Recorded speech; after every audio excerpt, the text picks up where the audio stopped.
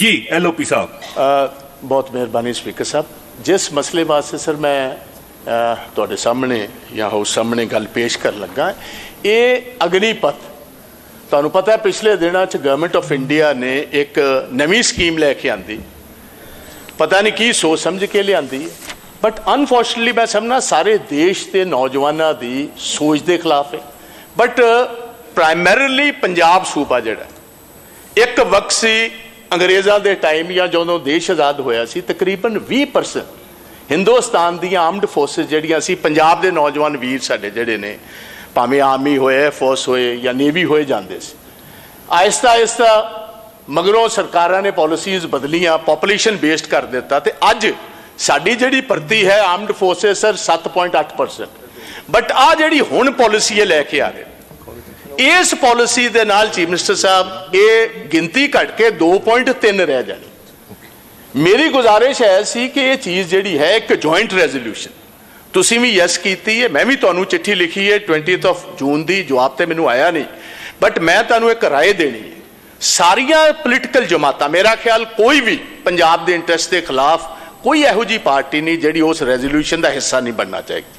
ਜੇ ਤੁਸੀਂ joint resolution move ਕਰੋ, ਗਵਰਨਮੈਂਟ ਆਫ ਇੰਡੀਆ ਨੂੰ ਲਿਖੋ ਕਿ ਜਿਸ ਤਰ੍ਹਾਂ 3 ਕਾਲੇ ਕਾਨੂੰਨ, ਉਦੋਂ ਵੀ ਤੁਸੀਂ ਰਾਏ ਨਹੀਂ ਕੀਤੀ, ਨਾ ਤੁਸੀਂ ਐਗਰੀਕਲਚਰ ਬੇਸਡ ਸਟੇਟਸ ਦੇ ਚੀਫ ਮਿਨਿਸਟਰਾਂ ਨੂੰ ਪੁੱਛਿਆ, ਨਾ MPs ਨੂੰ ਪੁੱਛਿਆ, ਨਾ ਕਿਸਾਨ ਯੂਨੀਅਨਸ ਨੂੰ ਪੁੱਛਿਆ, ਫਿਰ ਤੁਸੀਂ ਨਾ ਜੁਆਇੰਟ ਜਿਹੜੀ ਅਸੀਂ ਕਿਹਾ ਸੀ ਪਾਰਲੀਮੈਂਟਰੀ ਕਮੇਟੀ ਬਣਾਓ, ਉਹਨੂੰ ਹੀ ਕਰ ਦਿਓ, 6 ਮਹੀਨੇ ਸਾਰਿਆਂ ਦੀ ਰਾਏ ਲੈ ਲਓ, ਅਲਟੀਮੇਟਲੀ ਵਾਪਸ ਲੈਣੇ ਪਏ। ਇਹ ਪੰਜਾਬ ਦੇ ਇੰਟਰਸਟ ਦੇ ਖਿਲਾਫ ਹੈ। ਕਿਰਪਾ ਕਰਕੇ ਭਾਵੇਂ ਤੁਸੀਂ ਰੈਜ਼ੋਲੂਸ਼ਨ ਮੂਵ ਕਰੋ because you are the leader of the house, but ਇਹ ਜੁਆਇੰਟ ਰੈਜ਼ੋਲੂਸ਼ਨ ਹੋਏ ਸਾਰੀਆਂ ਪਾਰਟੀਆਂ ਵੱਲੋਂ, ਗਵਰਨਮੈਂਟ ਆਫ ਇੰਡੀਆ ਨੂੰ ਤਗੜੇ ਹੋ ਕੇ ਆਪਣੇ ਨੌਜਵਾਨਾਂ ਦੇ ਤੇ ਪੰਜਾਬ ਦੇ ਇੰਟਰਸਟ ਦੇ ਖਿਲਾਫ ਉੱਥੇ ਤਗੜੇ ਹੋ ਕੇ ਪਹਿਰਾ ਦਈਏ।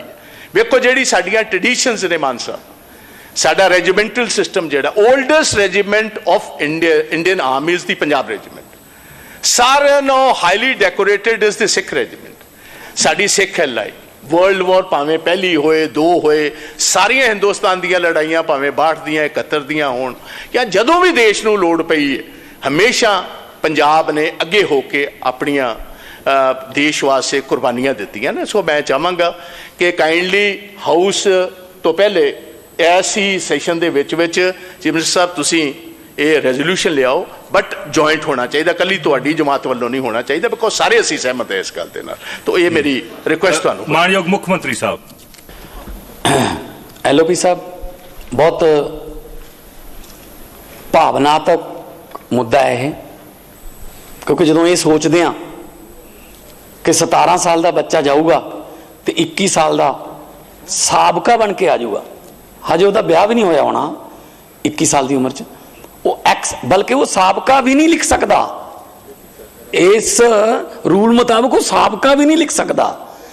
ਕੋਈ ਉਹਨੂੰ ਕੋਈ ਕੰਟੀਨ ਚੋਂ, ਫੌਜ ਦੀ ਕੰਟੀਨ ਅਕਸਰ ਆਪਣੇ ਫੌਜੀਆਂ ਦੀ ਟੇਕ ਕੇਅਰ ਕਰਦੀ ਹੈ, ਦਵਾਈਆਂ ਹੋਰ ਬਹੁਤ ਕੁਝ, ਗਰੋਸਰੀ ਸਾਰਾ ਕੁਝ, ਉਹ ਕੰਟੀਨ 'ਚ ਵੀ ਨਹੀਂ ਜਾ ਸਕਦਾ।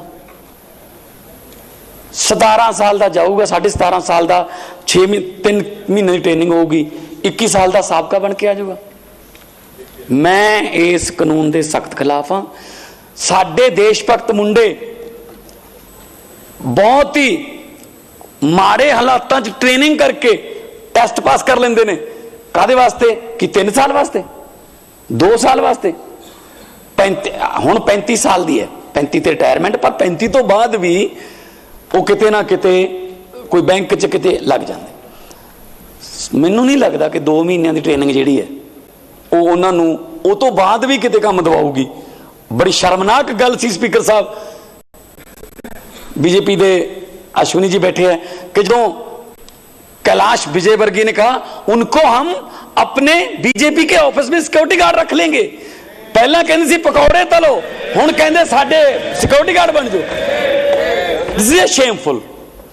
It's not only for Punjabis, सारे देश दे यूथ वास्ते ये माड़ी गल होगी कि इक्को ही चीज़ है। देखो बाकी तो साडियां गवर्नमेंटां नहीं दिंदियां रोज़गार, 2 करोड़ 1 साल में देंगे, ये वो सब वो डिग्री बेस्ड है। सर इक्को ही चीज़ है जिहड़ी बॉडी बेस्ड है कि परमात्मा ने मैनू 6 फुट का कद दिता है, मैं सारे टेस्ट पास करके फौज तक चला जाऊँगा। देश भगती वास्ते मैं -20 डिग्री ਜਾਂ +50 डिग्री च मैं काम करूँगा। पर ਇਹਦਾ ਮਤਲਬ ਥੋੜੀ ਹੈ ਕਿ ਜਦੋਂ ਮੈਂ ਵਾਪਸ ਆਊਂਗਾ ਤੇ ਲੋਕ ਮੈਨੂੰ ਕਹਿਣਗੇ ਤੂੰ ਆ ਵੀ ਗਿਆ ਤੇ ਤੇਰੇ ਆਉਂਦਿਆਂ ਨੂੰ ਤਾਂ ਤੇਰੇ ਹਾਣ ਦੇ ਕੋਈ ਇੱਧਰ ਕੋਈ ਤਰੱਕੀ ਕਰ ਗਿਆ। ਸੋ ਬਿਲਕੁਲ ਮੈਂ ਤੁਹਾਡੇ ਨਾਲ ਸਹਿਮਤ ਹਾਂ। ਰੈਜ਼ੋਲੂਸ਼ਨ ਤੁਸੀਂ ਕਹੋਗੇ ਆਲ ਪਾਰਟੀ ਜਿਹੜੀ ਸਹਿਮਤੀ ਹੋਊਗੀ ਲੈ ਕੇ ਆਉਣਾ ਚਾਹੀਦਾ ਹੈ। ਔਰ ਕਿਸੇ ਵੀ ਪੱਖੋਂ ਇਹ ਅਗਨੀਪਥ ਨਹੀਂ ਹੈਗਾ। ਇਹ ਮੈਨੂੰ ਸਮਝ ਨਹੀਂ ਆਉਂਦੀ। ਪਾਰਲੀਮੈਂਟ ਸਰ ਆਪਾਂ ਇਕੱਠੇ ਰਹੇ, ਤੁਸੀਂ ਰਾਜ ਸਭਾ 'ਚ ਰੌਲਾ ਪਾਉਂਦੇ ਰਹੇ ਹੋ, ਮੈਂ ਇੱਧਰ ਹੁੰਦੇ ਤਾਂ ਆਪੋਜੀਸ਼ਨ 'ਚ ਹੀ ਸੀ। ਜਦੋਂ ਵੀ ਕੋਈ ਕਾਨੂੰਨ ਬਣਦਾ ਤਾਂ ਲੋਕ ਮਿਠਾਈਆਂ ਵੰਡਦੇ ਆ ਵੀ ਬਹੁਤ ਵਧੀਆ। ਫਿਰ ਕਿਸਾਨਾਂ ਵਾਲਾ ਲੈ, ਕਿਸਾਨ ਕਹਿੰਦੇ ਆ ਕੀ ਹੈ ਜੀ, ਕਹਿੰਦੇ ਇੱਕ ਵਾਰੀ ਸਮਝ ਆ ਗਈ ਨਾ ਤੁਹਾਨੂੰ ਇਹ ਤਾਂ ਬਹੁਤ ਵਧੀਆ ਹੈ। ਤੇ ਸੀਏ ਲੈ ਕੇ ਆ ਗਏ, ਲੋਕ ਕਹਿੰਦੇ ਆ ਕੀ ਹੈ, ਕਹਿੰਦੇ ਇੱਕ ਵਾਰੀ ਸਮਝ ਆ ਜੇ ਤੁਹਾਨੂੰ ਬਹੁਤ ਵਧੀਆ ਲੱਗੂਗਾ। ਤੇ ਹੁਣ ਆ ਲਿਆ ਅਗਨੀਪਥ, ਉਹ ਕਹਿੰਦੇ ਇਹ ਕੀ ਹੈ ਜੀ, ਇੱਕ ਵਾਰੀ ਕਹਿੰਦੇ ਸਮਝ ਆ ਜੇ ਤੁਹਾਨੂੰ ਬਹੁਤ ਵਧੀਆ ਲੱਗੂ। ਸਮਝ ਕੱਲੀ ਉਹਨਾਂ ਨੂੰ ਹੀ ਹੈ, ਅਸੀਂ ਸਾਰੇ ਸਮਝਦਾਰ ਨਹੀਂ ਹੈਗੇ। ਸੋ ਇਹੋ ਜਿਹੇ ਕਾਨੂੰਨ ਜਿਹੜੇ ਲੋਕਾਂ ਨੂੰ ਸਮਝ ਹੀ ਨਾ ਆਉਣ ਉਹ ਨਹੀਂ ਬਣਨੇ ਚਾਹੀਦੇ। ਉਹਨਾਂ ਵਿਰੁੱਧ ਦੇਸ਼ ਦੀ ਹਰੇਕ ਵਿਧਾਨ ਸਭਾ ਦੇ ਵਿੱਚ ਮਤਾ ਪਾਸ ਹੋਣਾ ਚਾਹੀਦਾ। ਮੈਂ ਤੁਹਾਡੇ ਨਾਲ ਸਹਿਮਤ ਹਾਂ। ਮਾਨਯੋਗ ਲੀਡਰ ਆਫ ਆਪੋਜੀਸ਼ਨ ਨੇ ਇੱਕ ਗੱਲ ਰੱਖੀ, ਲੀਡਰ ਆਫ ਹਾਊਸ ਨੇ ਉਸ ਗੱਲ ਨੂੰ ਤਸਲੀਮ ਕੀਤਾ ਕਿ ਮਤਾ ਆਏਗਾ। ਮਤਾ ਆਉਣ ਦਾ ਮਤਲਬ ਉਹਦੇ ਤੇ ਡਿਸਕਸ਼ਨ ਵੀ ਹੋਏਗੀ। You will have ample time. ਪਰ ਤੁਸੀਂ ਬੋਲੋ ਹੁਣ, ਦੱਸੋ ਕਿੰਨਾ ਟਾਈਮ ਚਾਹੀਦਾ ਤੁਹਾਨੂੰ, ਮੈਂ ਤੁਹਾਨੂੰ ਉਸ ਤੋਂ ਵੱਧ ਟਾਈਮ ਦੇਵਾਂਗਾ। ਤੁਸੀਂ ਬੋਲੋ ਸ਼੍ਰੀਮਾਨ ਅਸ਼ਵਨੀ ਸ਼ਰਮਾ ਜੀ, ਬੋਲੋ।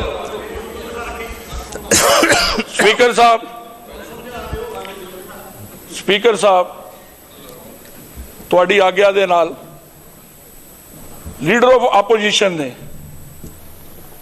ਜਿਸ ਸ਼ਬਦਾਂ ਨਾਲ ਖੇਲਿਆ, ਇਹ ਦੱਸਤਾ ਦਿੰਦੇ ਕਿ ਇਹ ਅਗਨੀਪਥ ਦੇ ਅੰਦਰ ਇਹ ਕਮੀ ਹੈ। ਕੇਵਲ ਵਿਰੋਧ ਲਈ ਵਿਰੋਧ ਕਰਨਾ ਇਹਨਾਂ ਦੀ ਮਜਬੂਰੀ ਹੈ।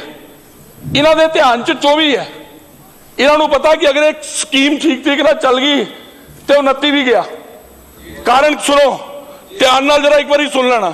17 ਸਾਲ ਦਾ ਬੱਚਾ, ਇੱਕ ਮਿੰਟ ਸੁਣ ਲਓ ਨਾ, 17 ਸਾਲ ਦਾ ਬੱਚਾ ਜਦੋਂ 10ਵੀਂ ਕਰਦਾ, ਜਦੋਂ ਕਾਲਜ 'ਚ ਜਾਂਦਾ, ਸਭ ਤੋਂ ਜ਼ਿਆਦਾ ਬੋਝ ਉਸ ਵੇਲੇ ਪਰਿਵਾਰ ਤੇ ਪੈਂਦਾ ਜਾਂ ਨਹੀਂ ਪੈਂਦਾ, ਇਹ ਤੇ ਵਿਚਾਰ ਕਰੋ। ਸਰਕਾਰ ਕੀ ਕਹਿ ਰਹੀ ਹੈ? 4 ਸਾਲ ਦੀ ਟ੍ਰੇਨਿੰਗ ਦੇ ਅੰਦਰ ਹਰ ਸਾਲ 3 ਮਹੀਨੇ ਦੀ ਛੁੱਟੀ ਹੈ। ਉਹ ਕਹਿ ਰਹੇ ਨੇ ਕਿ ਅਸੀਂ ਤੁਹਾਨੂੰ +2 ਵੀ ਕਰਾਵਾਂਗੇ।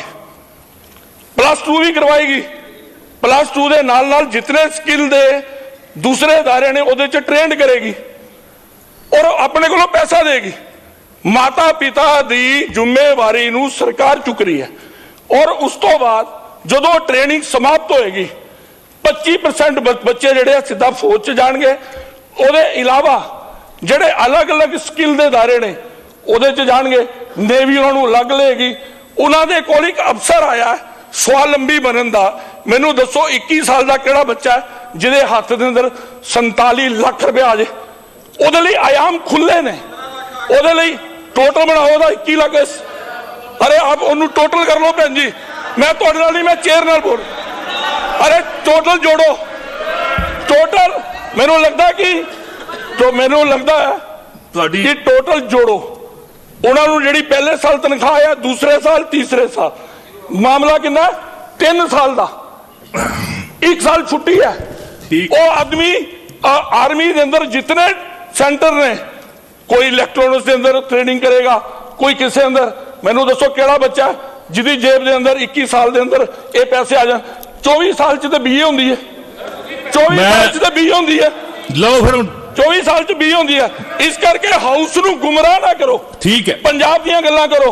ਇਹਨਾਂ ਦੀ ਤੇ ਮਜਬੂਰੀ ਹੈ। ਠੀਕ ਹੈ। ਤੁਸੀਂ ਆਪਣਾ ਸਰਦਾਰ ਪ੍ਰਤਾਪ ਸਿੰਘ ਬਾਜਵਾ ਜੀ, ਇੱਕ ਮਿੰਟ ਜੀ, ਕੋਹਲੀ ਸਾਹਿਬ। ਮੈਂ ਮਾਨਯੋਗ ਮੈਂਬਰ ਸਾਹਿਬ, ਤੁਸੀਂ ਚੇਅਰ ਨੂੰ ਐਡਰੈਸ ਕਰੋ। ਬੀਬੀ ਜੀ ਬੈਠੋ। ਕੋਈ ਗੱਲ ਨਹੀਂ, ਬਾਅਦ 'ਚ ਫੇਰ ਹੋ ਜਾਏਗੀ। ਜੀ ਜੀ ਸਰ, ਬੇਨਤੀ ਹੈ ਇਸ ਤਰ੍ਹਾਂ, ਠੀਕ ਹੈ ਜੋ ਅਸ਼ਵਨੀ ਜੀ ਨੇ ਆਪਣਾ ਵਿਊ ਪੁਆਇੰਟ ਰੱਖਿਆ। ਅਸ਼ਵਨੀ ਜੀ ਨੂੰ ਮੈਂ ਗੁਜ਼ਾਰਿਸ਼ ਕਰਨਾ ਚਾਹੁੰਦਾ, ਪਹਿਲੇ ਪੰਜਾਬ ਦਾ ਵਿਊ ਪੁਆਇੰਟ ਸੋਚੋ। 7.8% ਤੋਂ 2.3% ਤੇ ਸਾਡੀ ਭਰਤੀ ਰਹਿ ਜਾਣੀ ਹੈ। ਫਿਰ ਸਾਰਾ ਵੱਡਾ ਚੈਲੰਜ ਸਰ ਇਸ ਟਾਈਮ ਜਿਹੜਾ it is against China and Pakistan getting together. ਅਸੀਂ ਕਦੀ, ਤੁਸੀਂ ਮੈਨੂੰ ਦੱਸੋ, ਠੇਕੇ ਦੇ ਸਿਪਾਹੀ ਜਿਹੜੇ ਨੇ ਇਹ ਲੜਾਈ ਲੜ ਸਕਦੇ ਨੇ ਜੀ? ਇਹ ਤਾਂ ਤੁਹਾਨੂੰ ਉਦੋਂ ਪਤਾ ਲੱਗਣਾ ਜਦੋਂ ਬਾਹਾਂ ਫਾਇਰ ਕਿਤੇ ਹੋਣਾ ਤੇ ਭੱਜਦੇ ਕਿਤੇ ਹੋਣਾ ਜੀ। ਇਹਨਾਂ ਬੂਟ ਲਾ ਕੇ ਭੱਜ ਪੈਣਾ। ਇਸ ਟਾਈਮ ਇੱਕ ਮਿੰਟ ਸਰ ਦੇਖੋ ਇੱਕ ਮਿੰਟ ਜੀ ਇੰਡੀਅਨ 에ਅਰ ਫੋਰਸ ਨੂੰ 42 ਇਸ ਟਾਈਮ ਸਕਾਡਨਸ ਚਾਹੀਦੀਆਂ ਨੇ। ਇਸ ਟਾਈਮ 30 ਸਕਾਡਨਸ ਨੇ ਸਾਡੇ ਕੋਲ ਨੇਵਲ ਸ਼ਿਪਸ 200 ਚਾਹੀਦੀਆਂ ਨੇ, 130 ਨੇ ਸਾਰੀਆਂ ਦੀ। ਇੰਡੀਅਨ ਆਰਮੀ ਦੇ ਵਿੱਚ 1 ਲੱਖ ਦੀ ਭਰਤੀ ਘਟ ਚੁੱਕੀ ਹੈ। ਇਸੇ ਗੱਲ ਕਾਰਨ ਕਿ ਸਾਨੂੰ ਆਪਣੇ ਜਵਾਨਾਂ ਨੂੰ, ਜਰਨੈਲਾਂ ਨੂੰ, ਅਫਸਰਾਂ ਨੂੰ ਪੈਨਸ਼ਨ ਨਾ ਦੇਣੀ ਪਏ। ਤੁਸੀਂ ਸੋਚ ਸਕਦੇ ਹੋ ਬਿਨਾਂ ਪੈਨਸ਼ਨ ਤੋਂ 4 ਸਾਲ ਵਾਸਤੇ ਕੋਈ ਬੰਦਾ ਦੇਸ਼ ਵਾਸਤੇ ਲੜਾਈ ਲੜ ਸਕਦਾ? 4 ਸਾਲ ਦੇ ਵਿੱਚੋਂ 1.5 ਸਾਲ ਤੁਸੀਂ ਛੁੱਟੀ ਤੇ ਹੋ, 2 ਸਾਲ ਤੋਂ ਅੱਛਾ ਫਿਰ ਇੱਕ ਹੋਰ ਹੈ ਸਰ, ਮੈਂ ਸਮਝਣਾ ਕਿ ਅਨਫੋਰਚੂਨੇਟ ਗੱਲ ਹੈ there is a deeper plan in line. ਇਹ ਜਿੰਨੇ ਮੁੰਡੇ ਨੇ ਜਿਨ੍ਹਾਂ 4-4 ਸਾਲ ਜਿਹਨਾਂ ਨੂੰ ਟ੍ਰੇਨਿੰਗ ਮਿਲਣੀ, ਜਿਸ ਕਿਸਮ ਦੇ ਹਾਲਾਤ ਦੇਸ਼ 'ਚ ਬਣ ਰਹੇ ਨੇ, ਜਦੋਂ ਇਹਨਾਂ ਨੂੰ ਜੌਬ ਕੋਈ ਨਾ ਮਿਲੀ, ਜੋ ਮਰਜ਼ੀ ਕਹੀ ਜਾਣ, ਹੁਣ ਵੀ ਅਜੇ ਤੱਕ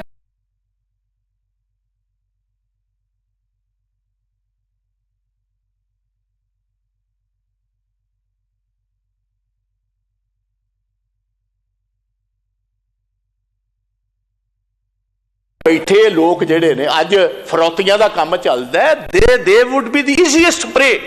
They are looking for sharp shooters, they are looking for people like them. And ਹੋ ਸਕਦਾ ਕਿ there is a deep rooted conspiracy in this, maybe for a certain section of the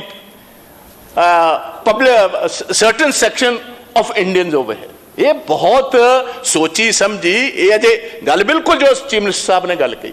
ਇਹ ਕਹਿੰਦੇ ਪਾਲਿਸੀ ਅਸੀਂ ਲਿਆਵਾਂਗੇ, ਤੁਹਾਨੂੰ ਪਤਾ ਬਾਅਦ ਚ ਲੱਗੇਗਾ। ਤਾਂ ਪਤਾ ਬਾਅਦ ਚ ਕੀ ਲੱਗਣਾ? ਇਹ ਵੀ ਪਤਾ ਬਾਅਦ ਚ ਹੀ ਲੱਗਣ ਵਾਲੀ ਪਾਲਿਸੀ।